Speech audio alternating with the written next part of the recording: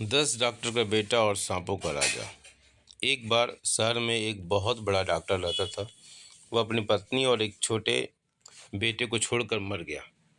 जब वह बेटा बड़ा हो गया तो उसकी माँ ने उसके पिता की इच्छा के अनुसार उसका नाम हसीबू करीमुद्दीन रखा। जब हसीबू ने स्कूल में पढ़ना लिखना सीख लिया तब उसकी माँ ने उसको एक दर्जी के पास सिलाई का काम सीखने के लिए भेजा, पर वह दर्जी का काम नहीं सीख सका। फिर उसकी माँ ने उसकी एक चांदी की चीज़ें बनाने वाले के पास भेजा, पर वह काम भी नहीं सीख सका।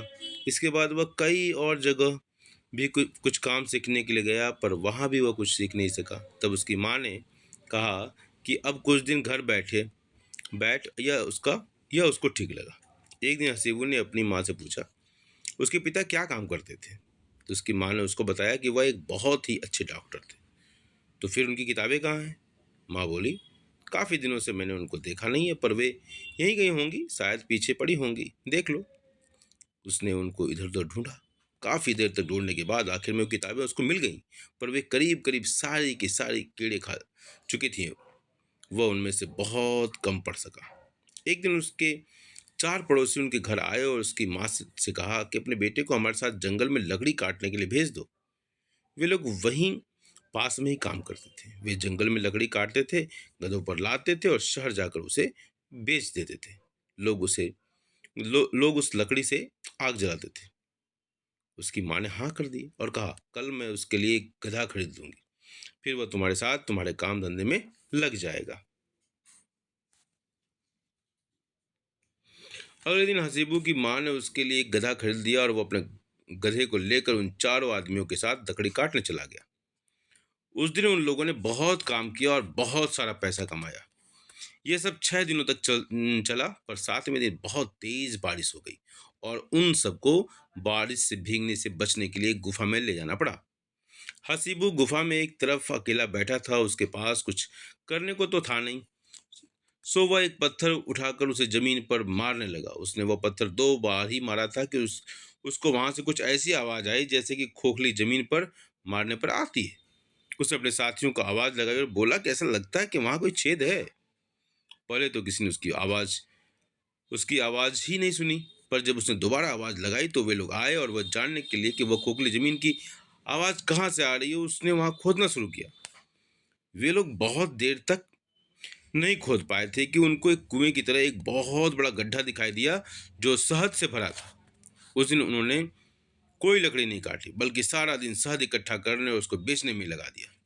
सारा शहद जल्दी से जल्दी निकालने के चक्कर में उन्होंने हसीबी को उस शहद के कुएं में नीचे उतार दिया। उसने शहद ऊपर देने के लिए कहा और वे खुद उस शहद को बर्तनों में इकट्ठा करके बाजार बेचने के लिए ले जाते थे। आखिर में जब वह बहुत कम शहद बच गया, तब उन्होंने उस लड़के को उसको भी इकट्ठा करने के लिए कहा और वे खुद एक रस्सी लाने चले गए ताकि उस लड़के को बाहर निकाल सके। पर बाद में उन्होंने उस लड़के को उसी कुएं में छोड़ दिया और शहद बेचने से जो पैसा उन्हें कमाया था उसे भी केवल आपस में ही बांट लिया। उस लड़के को कुछ भी नहीं दिया। लड़के ने भी जब सारा शहद बटोर लिया तो रस्सी के लिए आवाज लगाई, पर वहां कोई होता तो बोलता। वे लोग सब वहां से चले गए थे। 3 दिन तक वो लड़का उसी कुएं में पड़ा रहा। अब उसको यकीन हो गया कि उसके साथी लोग उसको छोड़कर चले गए थे। उधर उसके चारों साथी उसकी माँ के पास गए और उससे कहा कि उसका बेटा जंगल में उनसे बिछड़ गया। उसके बाद उन्होंने शेर की दहाड़ की आवाज भी सुनी। काफी ढूंढने पर भी लड़के और उसके गधे का कहीं पता नहीं चला। इससे ऐसा लगता ही है कि हसीबू और उसके उसके गधे दोनों को शेर ने खा लिया। जाहिर है कि हसीबू की माँ अपने बेटे के लिए बहुत रोई और बहुत चिल्लाई, पर क्या कर सकती थी। बेचारी रो पीट कर बैठ गई। उसके पड़ोसी ने उसके हिस्से का पैसा भी रख लिया था। उधर हसीबू उस उधर हसीबू उस कुएं में इधर उधर चक्कर काटता रहा और सोचता रहा कि आखिर उसका होगा क्या। तब तब तक वह शहद खाता रहा, थोड़ा सोता रहा और बाकी समय में सोचता रहा। चौथे दिन जब वह बैठकर सोच रहा था तो उसने एक बहुत बड़ा बिच्छू ऊपर से गिरता हुआ देखा। उसने इस बिच्छू को मार तो दिया, पर वो सोचने लगा कि ये बिच्छू आया कहाँ से। इसका मतलब है कि उस कुएं में किसी और जगह कोई छेद है जहां से वो आया होगा। मैं ढूंढता हूँ उस जगह को। सो उसने चारों तरफ देखना शुरू किया कि उसने देखा कि एक पतली झिरी से रोशनी आ रही है। उसने तुरंत अपना चाकू निकाला और उस झिरी को बड़ा करने में लग गया, जब तक वह छेद इतना बड़ा नहीं हो गया कि जिससे वह निकल सके। उस छेद में से वह बाहर निकल गया।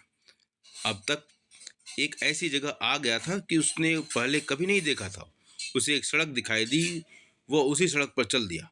एक बड़े मकान के सामने पहुंच गया। उस मकान का दरवाजा खुला था। सो उस मकान के अंदर घुस गया। वहां उसने सोने के दरवाजे दिखे। उसने सोने के ताले लगे थे। उस मोती की चाबियां लगी थी। वहां उसने कुर्सियां भी देखी, उस जिसपे बेशकीमती पत्थर जड़े हुए थे। बाहर वाली बैठक में उसने एक बहुत सुंदर काउच देखा, जिसके ऊपर एक बहुत कीमती चादर पड़ी थी। वह उस काउच पर लेट गया, पर तभी उसको लगा कि किसी ने उसको उठाकर कुर्सी पर बिठा दिया। सुना कि कोई कह रहा था, देखो इसको चोट न लगे, इसको संभाल कर जगाओ। तभी उसकी आंखें खुल गईं। उसने देखा कि उसके चारों तरफ बहुत सारे सांप थे। उनमें से एक सांप ने तो शाही कपड़े पहन रखे थे। वो लड़का बोला, तुम लोग कौन हो? वो सांप बोला, मैं सुल्तानी वाणी ओका सांपों का राजा, और मेरा घर है। तुम कौन हो? लड़का बोला, मैं हसीबू करीमुद्दीन हूँ। तुम कहाँ से आए हो? मुझे नहीं मालूम कि मैं कहाँ से आया हूँ और कहाँ जा रहा हूँ। सांपों का राजा बोला, खैर अभी तुम इतनी चिंता मत करो, पहले तुम कुछ खा लो। मुझे लग रहा है कि तुम बहुत भूखे हो, और मुझे भी बहुत भूख लगी हुई है। राजा ने हुक्म दिया तो कई सांप बहुत बढ़िया फल लेकर आ गए। वे उन्हें खाते रहे और बात करते रहे। जब जब खाना खत्म हो गया तो राजा ने हसीबू की कहानी सुननी चाहिए।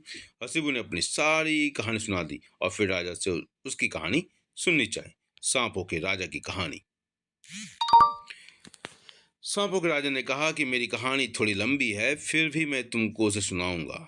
काफी दिन पहले मैं हवा पानी की बदली के लिए वह यह जगह छोड़कर अलकाफ पहाड़ पर चला गया था। एक दिन मैंने एक अजनबी को आते देखा तो उससे पूछा कि तुम कहाँ से आ रहे हो? तो उसने जवाब दिया, मैं तो ऐसे ही जंगलों में भटकता घूम रहा हूँ। मैंने उससे पूछा, तुम किसके बेटे हो? वो बोला, मेरा नाम बोलकिया है। मेरे पिता एक सुल्तान थे। जब वो मर गए तो मैंने उनकी एक छोटी संदूकची खोली। उस संदूकची में एक थैला था, और उस थैले में एक पीतल का बक्सा था। जब मैंने वो पीतल का बक्सा खोला तो उस ऊनी कपड़े लिपटी हुई कुछ लिखी हुई चीज रखी थी। वह किसी धर्मदूत की तारीफ में लिखी हुई थी। उनमें वह एक बहुत ही अच्छा आदमी दिखाया गया था। सो मुझे उस आदमी को देखने की इच्छा हुई। जब मैंने उसके बारे में पूछताछ की तो पता चला कि वह धर्मदूत तो अभी पैदा ही नहीं हुआ था। तभी मैंने सोच लिया कि तब तक घूमता रहूंगा जब तक मैं उससे मिल नहीं लूंगा। सो मैंने अब देश छोड़ा, अपना घर छोड़ा, और तब से मैं घूमता ही फिर रहा हूँ। मैंने पूछा, अगर वह अभी तक पैदा ही नहीं हुआ तो तुम उसे कहाँ देखने की उम्मीद रखते हो? हाँ, अगर तुम्हारे पास सांप का पानी हो तो तुम शायद तब तक जिंदा भी रह सको जब तक वो पैदा हो और तुम उसको देख सको। पर उस पानी की बात करने से भी क्या फायदा है, क्योंकि वो बहुत दूर है।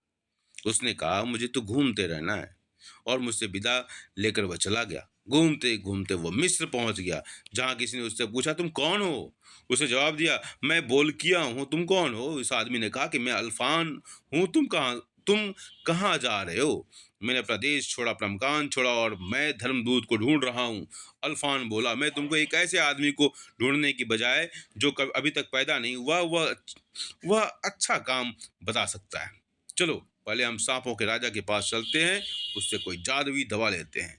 फिर हम राजा सोलोमन के पास चलते हैं, उससे उसकी अंगूठी लेते हैं। उस अंगूठी में हम जिनी को अपना नौकर बना लेंगे, फिर उससे जो चाहे वह काम ले लेंगे। बोल क्या बोला, मैं सांपों के राजा से अलकाफ पहाड़ पर मिल चुका हूँ। अल्फान बोला, तो चलें। अब अब अल्फान तो सोलोमन की अंगूठी लेना चाहता था ताकि वह एक बहुत बड़ा जादूगर बन जाए और जिनी और चिड़ियों आदि को अपने बस में कर सके, जबकि बोल किया तो केवल धर्मदूत ही मिलना चाहता था। सो दोनों सांपों के राजा के पास चल दिए।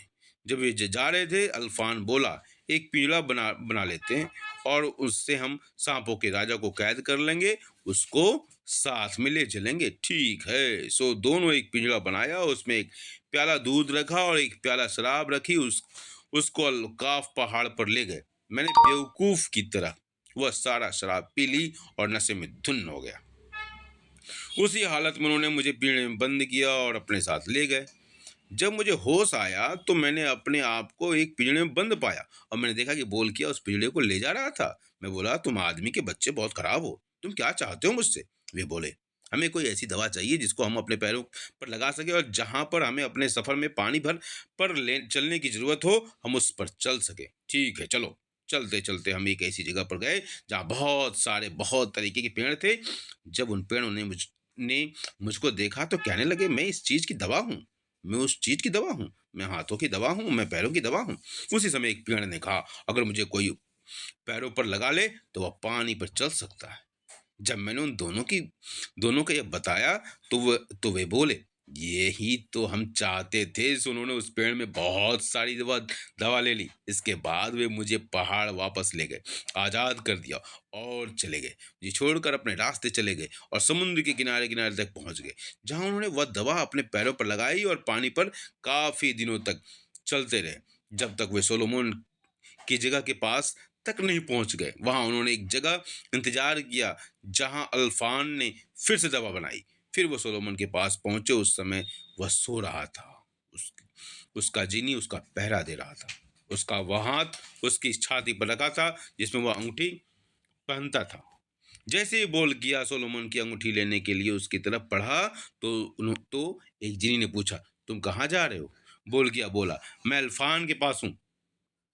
अल्फान सोलोमन की अंगूठी लेने आया। जिन्नी बोला, जाओ यहाँ से, वह आदमी तो मरने वाला है। जब अल्फान की तैयारियां पूरी हो गईं तो उसने बोल किया से कहा, तुम यहाँ मेरा इंतजार करो, मैं अभी आता हूँ। और वह अंगूठी लेने चला गया। जैसे वो अंगूठी लेने के लिए वो बढ़ा तो उसे एक बहुत जोर से चिल्लाहट सुनाई दी।